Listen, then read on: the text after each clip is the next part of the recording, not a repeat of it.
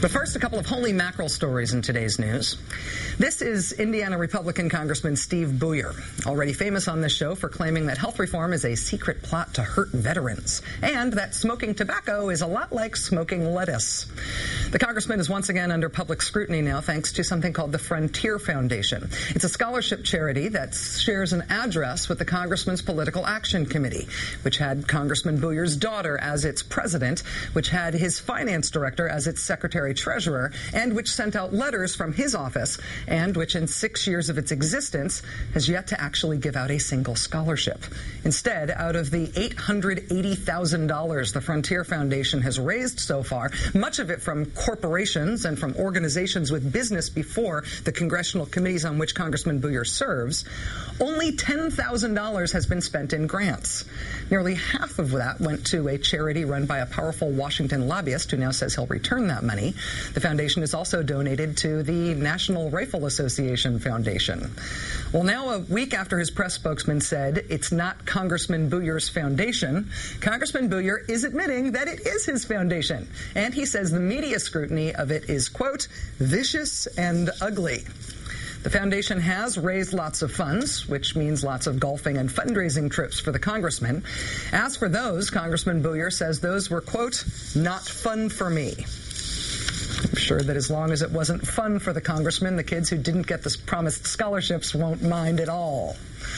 Next up, 2 summers ago, an Air Force crew in Minot, North Dakota accidentally loaded 6 live nuclear warheads onto a B-52 Stratofortress and flew them to another airbase in Louisiana. 6 live nuclear missiles, totally unaccounted for until hours after the plane landed, when someone on the ground at the base in Louisiana said, hey now, howdy, wait a minute, those are live nuclear weapons mounted on that plane out there.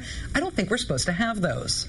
In the ensuing fury, lots of Air Force officers were relieved of command by the Defense Secretary Bob Gates, up to and including the Secretary of the Air Force and the Air Force Chief of Staff.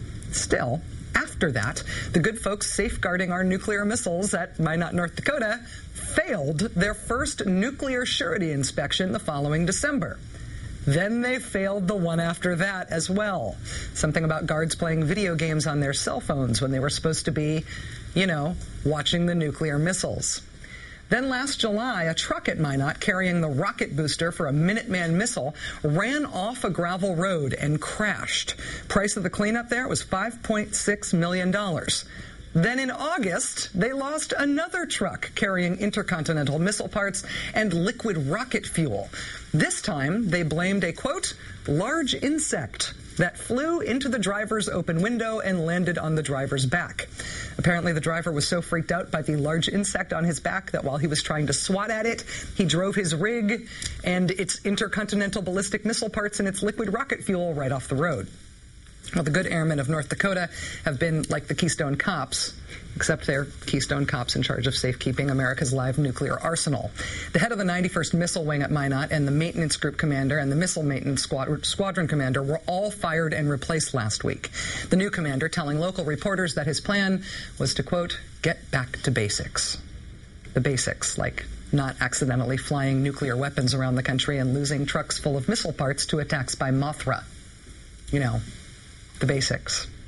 And finally, a quote falsely attributed to talk show host Rush Limbaugh recently resurfaced during the debate over whether or not he should or would be part of a group bidding to buy the St. Louis Rams football team.